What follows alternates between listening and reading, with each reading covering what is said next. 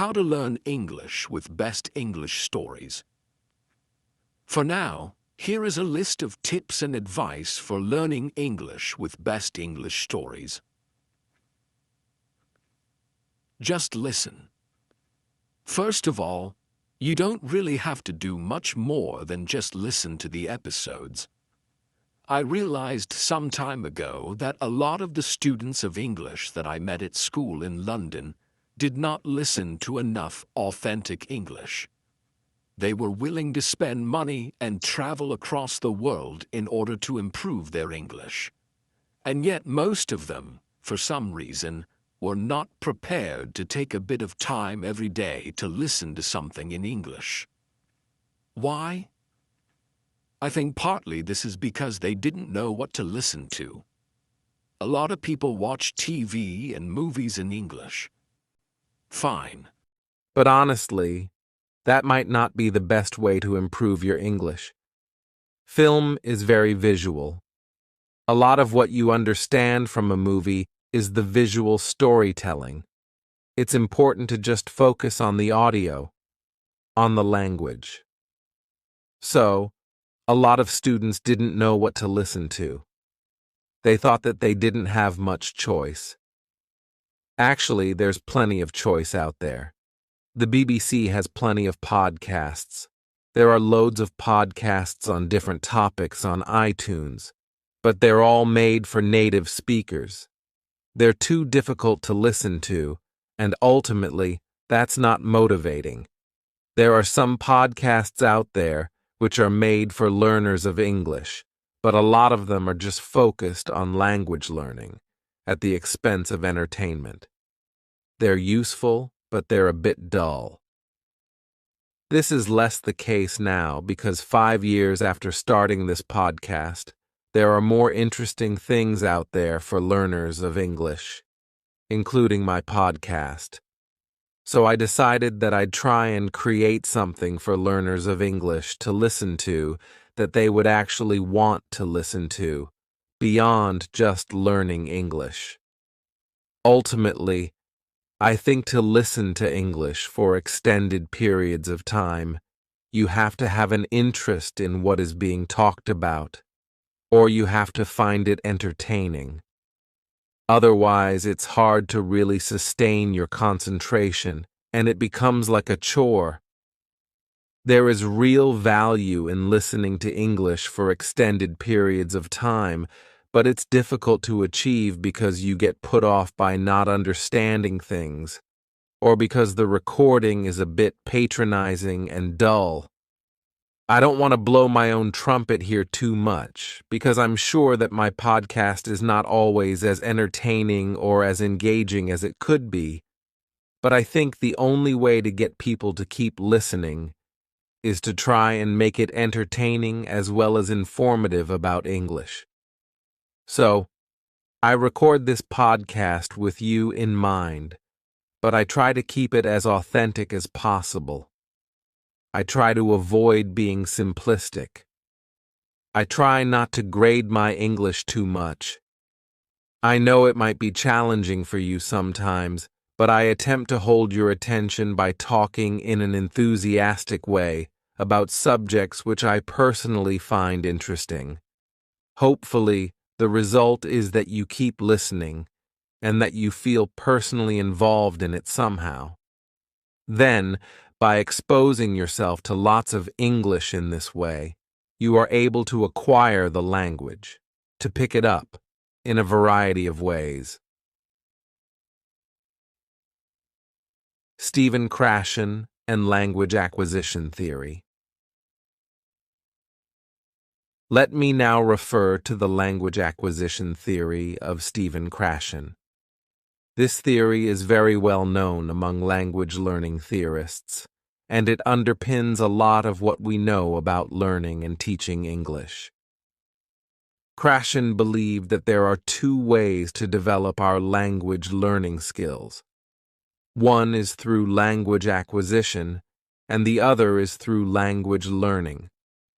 Language acquisition means that it is possible for adults and children to learn language in a subconscious way, meaning in a kind of passive way, by simply engaging with the language.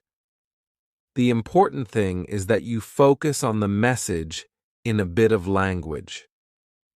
So, when listening to Best English Stories podcast, this means focusing exactly on what I really mean, rather than just on the specific items of language I'm using.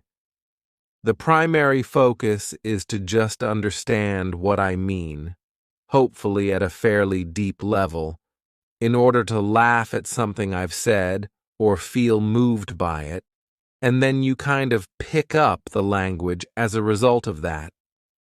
You might not be immediately aware that you've learned some new language in this way. In fact, this kind of acquisition probably informs your passive knowledge of the language.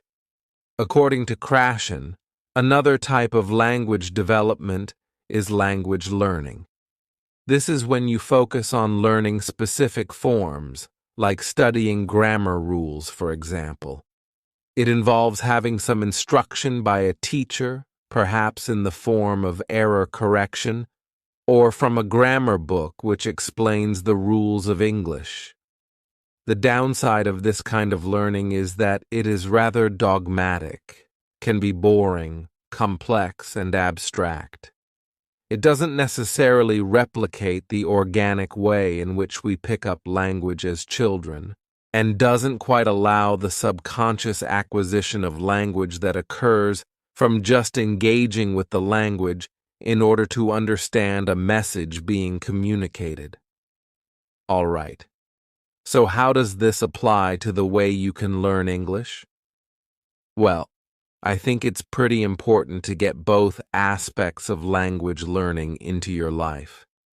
This is what I call having a balanced diet.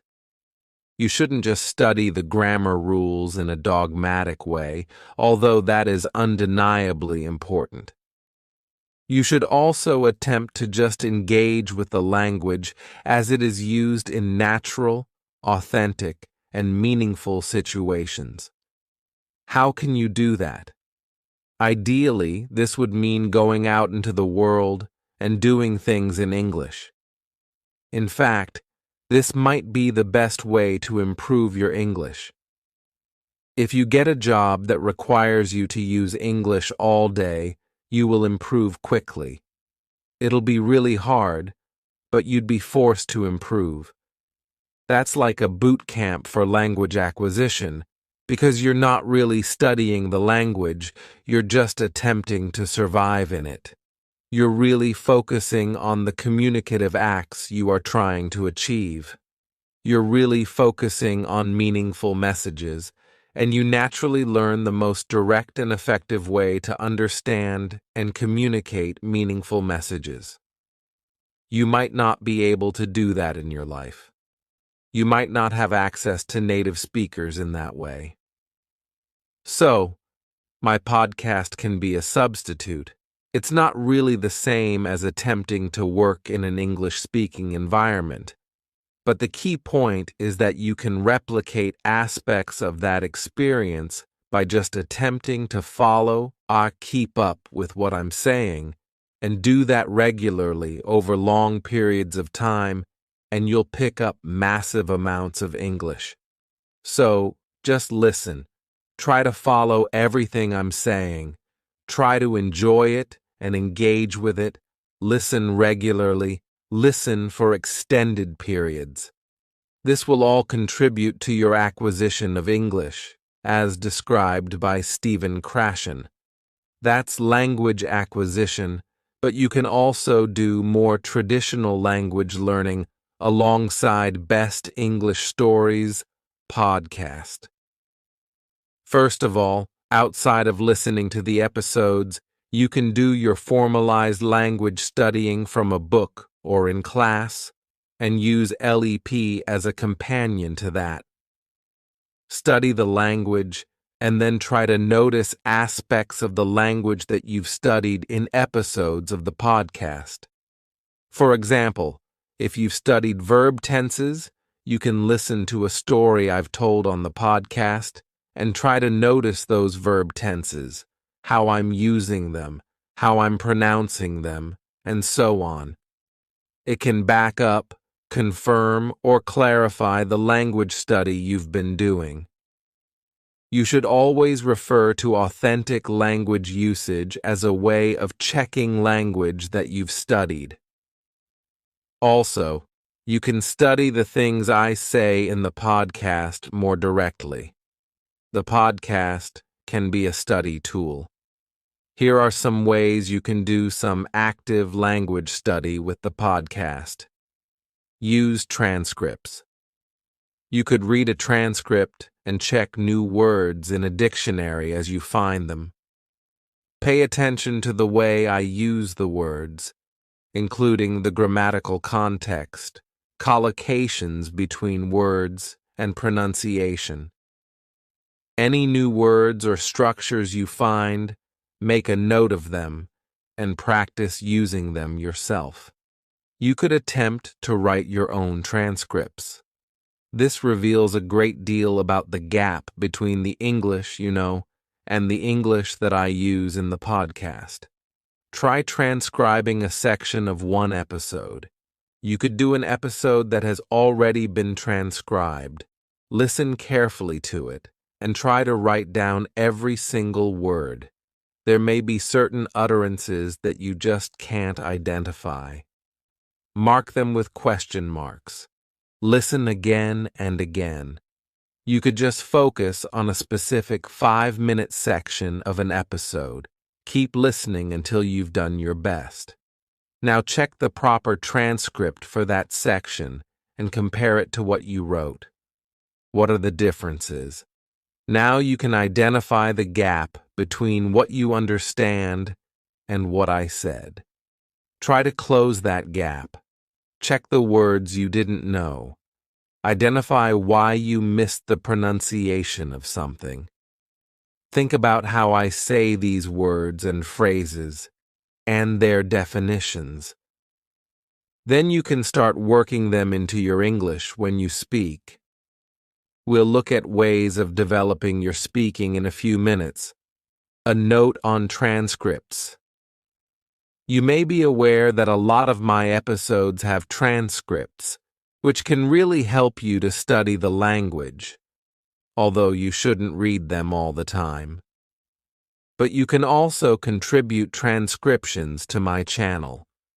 If you fancy transcribing a few minutes of an episode, please send it to me, and I'll be able to correct it and publish it on my channel. I have a transcript collaboration going on using Google Documents. You might already know about this because I did an episode on that subject a couple of months ago. You can go to my channel and click Transcripts to find out more. Basically, writing transcripts of my episodes is not only a great way to use the podcast to improve your English, it also helps me to provide an even better service to my listeners. So, Best English Stories podcast is best consumed as part of a balanced diet. Listen freely and just try to enjoy and understand what I'm saying, and let your mind naturally acquire the language, but also mix this with more formalized language study to get the full 360-degree effect. You might think the formalized language study part of that is boring and time-consuming. That's fine. You don't have to do any of that, but as a compromise, what you can do is just be mindful when you're listening. Your first aim is to focus on the message, but you can also try to notice specific aspects of the language too. Try to identify words, phrases, and grammatical structures. You don't have to formally study them, just notice them as you hear them. Like, oh, he's saying depend on, so it must be depend on in English, not depend of. Things like that. Just be mindful when listening. I record different types of episode here. My main aim is to engage you and keep you interested, while presenting English to you in an authentic way. In some episodes, I try to draw your attention to the language more specifically. For example, I teach, explain, demonstrate vocabulary items referring to a topic, or bring your attention to an aspect of pronunciation. In those episodes, you can just chill out and follow what I'm saying, but you can be more active and make notes of the vocabulary. Try to remember phrases, listen again and pause the recording to test your memory. Listen in comfort and enjoy the experience. Krashen also writes about the effective filter hypothesis. This relates to the conditions in which learning takes place and how these can have a big effect on the successful acquisition of language. Basically, good conditions for learning are motivation. The listener really wants to hear what's being said and is keen to learn the language. High self-esteem and relaxation. These things allow the flow of acquisition to move freely without being blocked. Mental blocks occur when the learner is stressed, anxious, or feeling bad about themselves. This creates a mental block to the acquisition of language. I guess this relates to one of those situations in which you're in an unhappy language class. You feel stressed because of pressure from the teacher or from the judgment of your classmates. You feel low self-confidence because you don't get any positive reinforcement from taking part in a communicative exchange, and you're just not enjoying the experience of being there in the classroom. As a result, there is a kind of mental barrier which really prevents you learning anything. In fact, it might even make it worse because you associate learning English with painful or boring classroom situations. The advantage of Best English Stories as English podcast is that the emphasis is on fun, a lot of the time. You have nothing to fear or worry about when you listen to this. In fact, it can be an extremely pleasurable experience. I'm not just bigging myself up here. I know what it's like to listen to your favorite podcast. It's quite a personal experience. I listen to Mark Kermode and Simon Mayo's film review podcast on my way to work, and I can't begin to explain the joy of listening to it. They're like my friends, and I'm sharing a really nice conversation with them. I listen to their voices in private through headphones while I'm sitting on a smelly underground train with miserable people all around me. But I'm in my comfort zone. In fact, sometimes I'm disappointed when I reach my metro station because I just want to keep listening to the podcast.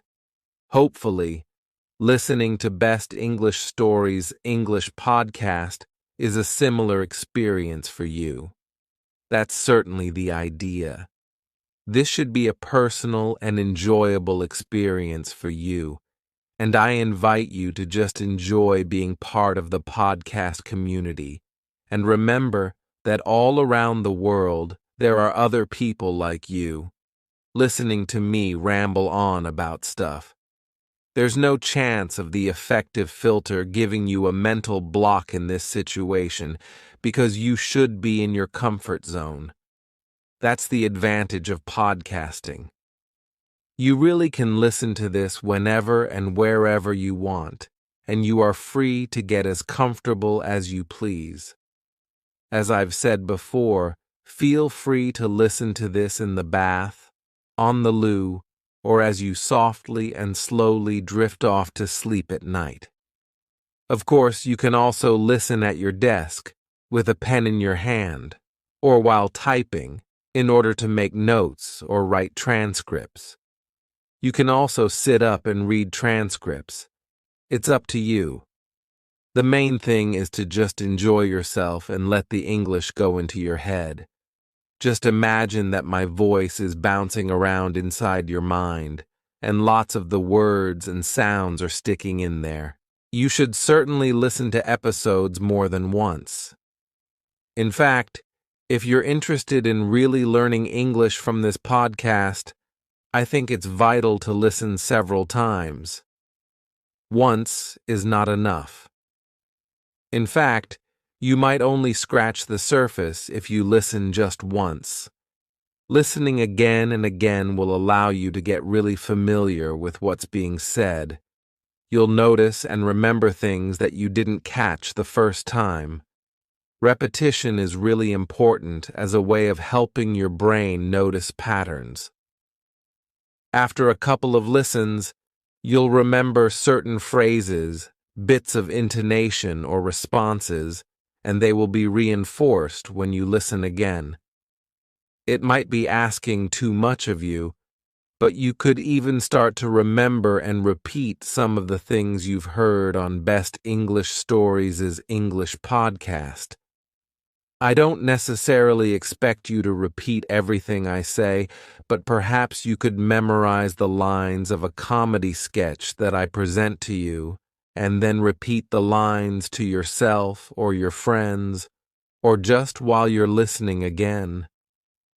I'm a bit of a geek, and I love Star Wars. When I was a kid, I used to watch Star Wars on heavy rotation. I'd watch it again and again. Now I can remember all the lines from the film. In fact, I don't just remember the lines, I remember the bits of music and sound effects too, as they occur in the film. It's the same with Monty Python films and sketches. I've watched them so many times that I can repeat a lot of the script from memory, and in fact some phrases from those movies have found their way into my vocabulary. You can do that too, by listening to episodes more than once, and listening to some comedy sketches which I present to you many times. Soon, I'll be doing an episode about Monty Python. For some reason, Monty Python sketches are very memorable. In fact, there are several generations of people in the UK and America who grew up watching Monty Python films, and who are able to recite whole sketches to each other. Again, you can do the same thing, realize that there are some terrifically funny things in English, and use that as a way to pick up language. There are a number of different areas to focus on with English. 4 skills: listening, reading, writing, speaking language systems, grammar, vocabulary, pronunciation, discourse. Listening. I've already talked a lot about the benefit of just listening for fun, or listening in a more active way. I did mention that it's good to be comfortable when listening. I should add, too, that I think it's important to try and listen to things that you don't completely understand. It's fine to listen to things that you don't understand completely, and the general opinion on this seems to be that you should push yourself when you listen, and don't get put off if there are things you don't understand. It's in that challenging experience that your brain is really piecing things together. For example, if you struggle to understand my conversation with Daniel Burt, that's fine. In fact, that struggle is good. Listen again and keep trying. Don't give up. Push through those moments when you don't understand. Keep going. Don't let confusion stop you. Also, try to identify subtle differences between accents. You may only notice little differences at first, but eventually you'll be more and more aware of the differences between accents. Eventually, you'll be able to say, this guy is from the north of England, this one's from Australia, or whatever. Reading transcripts on my channel. Outside of the podcast, read a variety of texts. Again, try to find things that you enjoy. You should also be aware of your purpose for learning the language. What are you going to use English for in the future? You may need to read emails or business reports. it may be worth reading articles that talk about business trends. Otherwise, just reading any well-written text for enjoyment is a really good way to improve your literacy. I must add a lot of videos on my channel with recommendations for reading. There's loads of reading you can do, blogs, newspapers, but also books, which you can download free online. I haven't done it yet, but I'm planning to give you a list of some good things to read. Writing again, this is not one of the things that I focus on a lot on Best English Stories English podcast. The focus is mainly on spoken English. However, transcribing podcast episodes can be good for your writing. You could also write your own blog, which contains your opinions or your outlook on a topic. Feel free to write a response to episodes of my podcast in the comments section. You should aim to concisely express your opinion in a structured way, using the most appropriate words you can find, perhaps including some words you've picked up from that episode of the podcast. Think about the person reading the comment.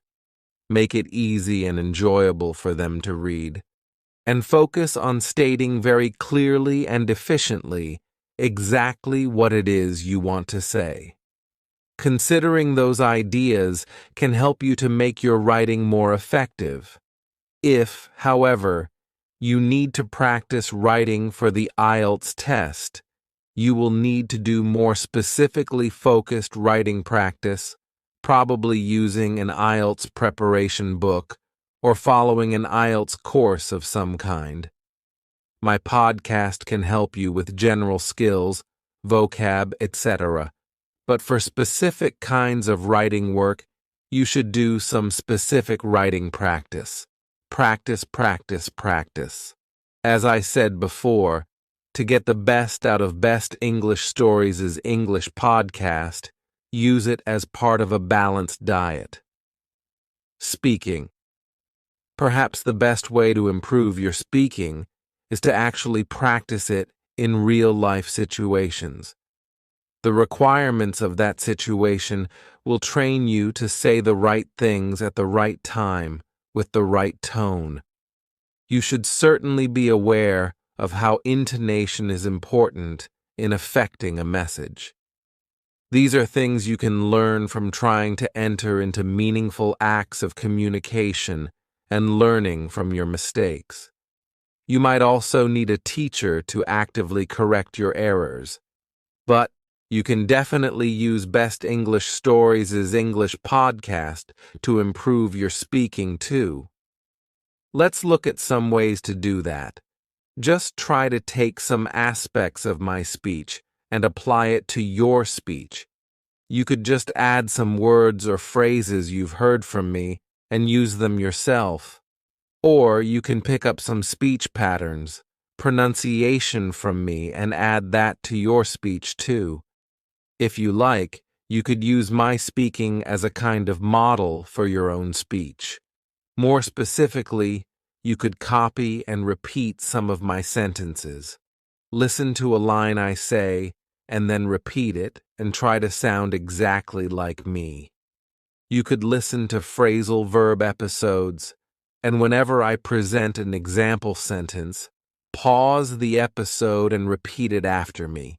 Keep doing that until you feel your version is pretty similar to mine. So just listen and repeat until you've worked out how to make the same sounds as me.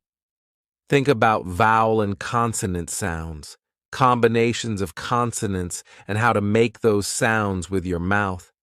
Think about connected speech, what happens when words are pronounced fluently together in a sentence. They might get pronounced differently. Certain sounds may be dropped when words are linked, and some sounds may be added when words are linked too. Pay attention to these aspects of pronunciation. I should do a whole episode on connected speech, and it's one I've had in the back of my mind for ages. Pick an extract from the podcast with transcript and record yourself saying it. compare your version with my version. Then, work on the transcript. Underline the stressed words. Add lines to represent pauses for emphasis. Identify word links in pronunciation. Listen to me saying that extract again and check your sound scripted transcript. Now record yourself doing it again, this time adding the intonation, pausing, and sentence stress. Compare that to the original. This can help you develop awareness and control of speech patterns. Record yourself just talking in response to one of my podcast episodes. If I've talked about UFOs, for example, not yet, but I will, then you could record yourself talking about UFOs too.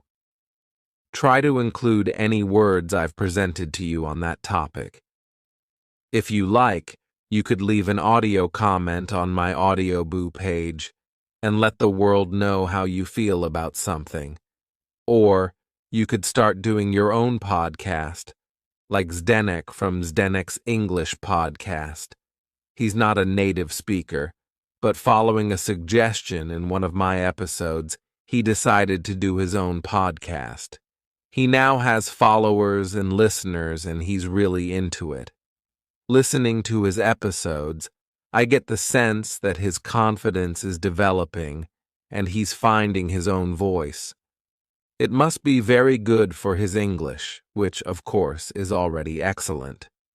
You could do it too if you want. The main thing is practice. Use as many opportunities to practice as you can. Join clubs to meet English speakers. Use the internet. Find groups on meetup.com in which people are doing language exchanges. Put yourself outside your comfort zone. Don't be shy. Give it a try. Take the initiative. No one can do the speaking for you. There's no shame in making mistakes. You have to be in it to win it. So open your mouth and get talking. Remember that English is about what you can do, not just about what you know. Be active. Find your voice in English. If you're in a classroom, don't be one of those quiet students. It's completely up to you to start talking, and why not do it in the safety of a language class? That's the whole point. Speak up in class and use that as a safe place to experiment and make mistakes. Experiment. Switch off your editor. Don't listen to the voice in your head which is telling you to keep quiet or telling you that you can't say something because it might be wrong. It does not matter if you're wrong. Remember that you have to say something wrong about 5 times before you get it right. Get through those 5 times nice and quick, and then you'll be fine. Sometimes, opening your mouth is the hardest thing to do, but once you've started speaking, it gets easier.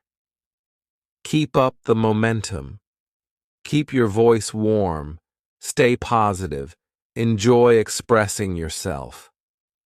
Your teacher will love it if you are an active member of class. In fact, you need to prove to your teacher that you're making an effort. We always like those talkative and positive students. Use that to your advantage. You'll be more likely to get good grades and get leveled up. Be nice, be friendly, be talkative, but also listen to others and help them too. That's a recipe for success for any language learner. Actually, I just sent Zdenek a message and asked him for his comments on the subject of using LEP to improve your English, particularly speaking. And here are his comments, which I agree with wholeheartedly. In fact, before I read his comments, it may be necessary to remind you that Zdenek is a well-qualified teacher of English from the Czech Republic who lived in the UK for a number of years, and who has got a master's degree in English language. So, He definitely knows what he's talking about. I'm sure many of you listening to this have similarly good advice and comments on this subject. I am very keen to encourage you to share that information. You can leave text or audio comments under this episode. So here are Zdenek's comments.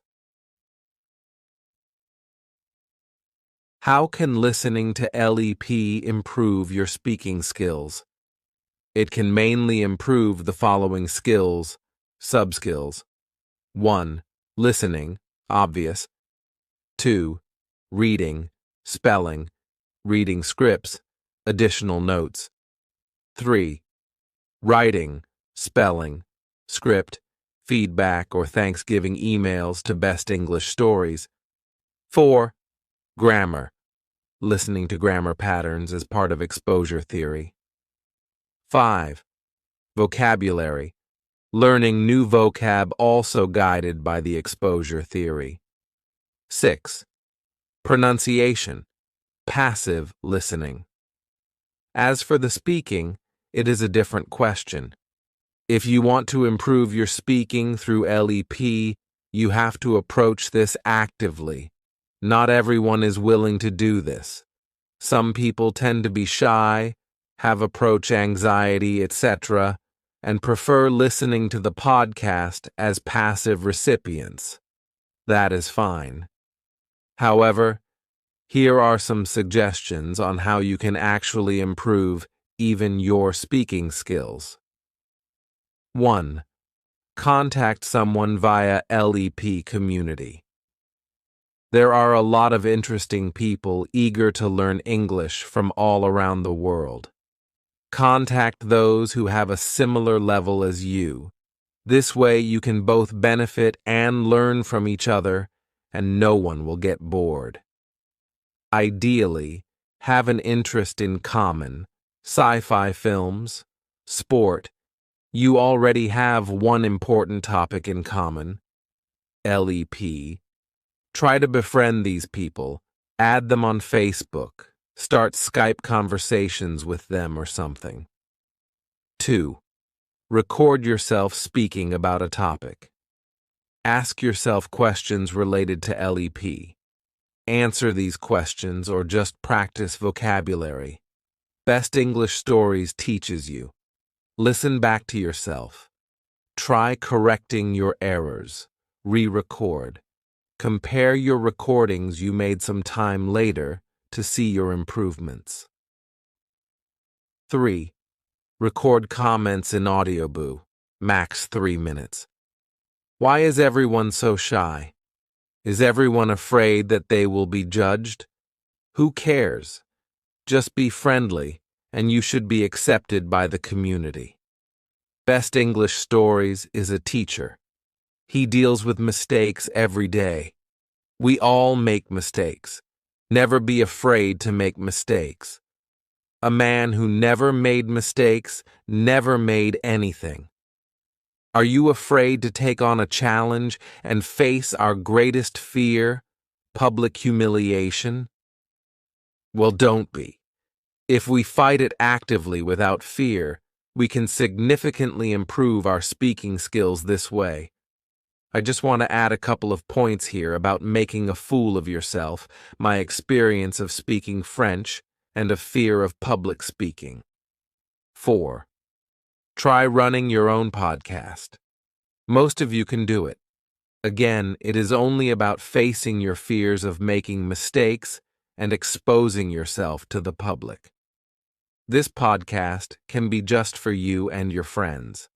I make loads of mistakes in my podcast, and I am a teacher. I feel ashamed. I have to edit them out. But if you are not teachers, why worry? And even as teachers, you shouldn't worry. 5. You can always speak to yourself in the mirror and go crazy. Become the next Hamlet. Speaking is not about passivity, so move your arse and find some interaction. Note, by following these tips, you will work on your English speaking skills, pronunciation, actively, Grammar, vocab. You can focus on trying to use expressions best English stories has taught you.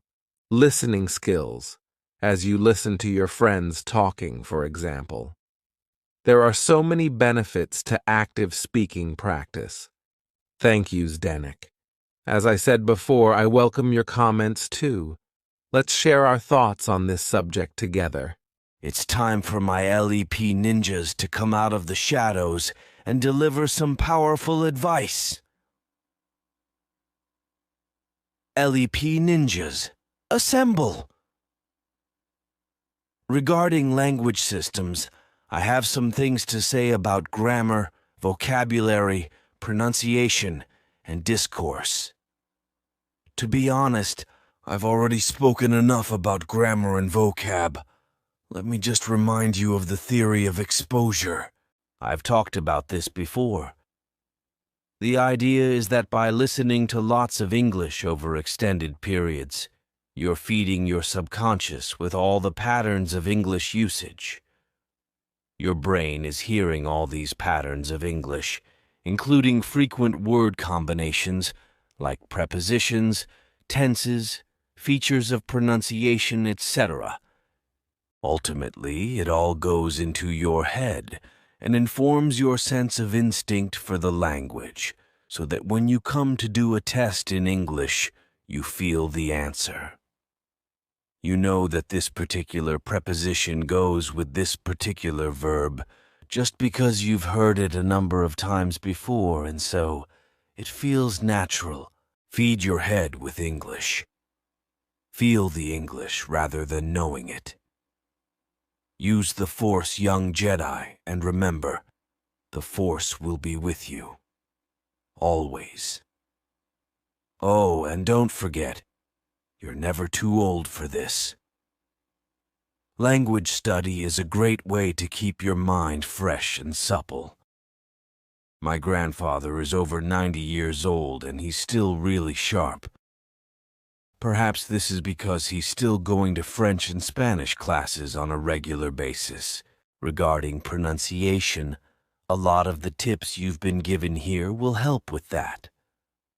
But I just want to add that improving your listening skills will naturally improve your pronunciation skills too. The two things go hand in hand.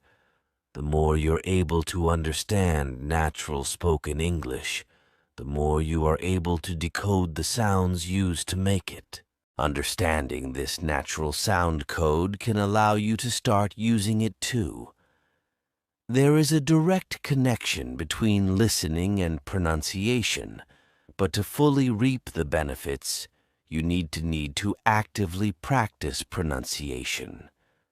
The methods I've mentioned already in this episode, repeating, recording, re-recording, comparing, speaking in front of the mirror, etc. They're all good approaches to practicing and improving your pronunciation. Don't be shy, give it a try. You've got nothing to lose, just things to gain. Go for it. As for discourse, this is really about how you structure your speaking. How do you link your ideas up? When you listen, try to notice any specific phrases I use to link my ideas together, move from one topic to another, deal with moments when I don't know what I'm saying, and so on. What are the tools I use to perform certain functions? Can you identify these things and take them on yourself? Try talking about a topic for 5 minutes. See how difficult it is to talk on your feet. Do it again and again until you develop methods of thinking and talking at the same time. Listen to discussions and focus on the ways in which people interrupt, agree, disagree, or whatever. Think about the way we use the language to be polite or indirect. How is humor added to what we say? How does intonation affect the hidden meaning behind our words? Explore these ideas when you listen, and then test them out in your speaking. That's it for this episode. I hope you have found it motivating and inspiring. Leave your comments, and I wish you all the very best of luck keeping up your English. I'm sure you're doing great. Well, you must be, because you're already listening to Best English Stories podcast, and long may it continue.